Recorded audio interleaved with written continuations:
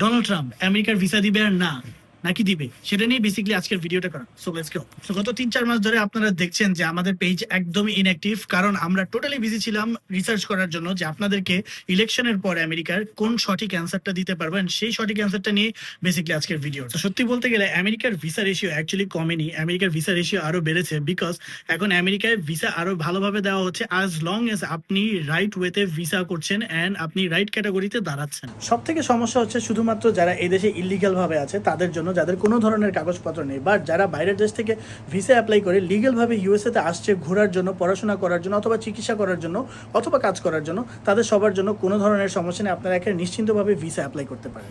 একটা জিনিস আপনারা মাথায় রাখবেন যে যে কোনো দেশে যে কোনো ধরনের visa is like a business for them, কারণ আপনারা যে টাকা স্পেন্ড করবেন সেই ভিসা নিয়ে এই দেশে এসে সেটা এই দেশের অবশ্যই লাভ হচ্ছে, তো সে কারণে তারা ভিসা দেবে। বাট ইলিগাল কোনো ধরনের অ্যাক্টিভিটিস যদি থাকে তাহলে অবশ্যই আপনার সমস্যায় পড়তে হবে, সেটা মাথায় রেখে সামনে আগাবেন। অ্যান্ড ইয়েস, আমরা এখন থেকে ব্যাক অ্যান্ড পুরোপুরি অ্যাক্টিভ আমাদের হোয়াটসঅ্যাপ, ফেসবুক, ইনস্টাগ্রাম অ্যান্ড টিকটকে।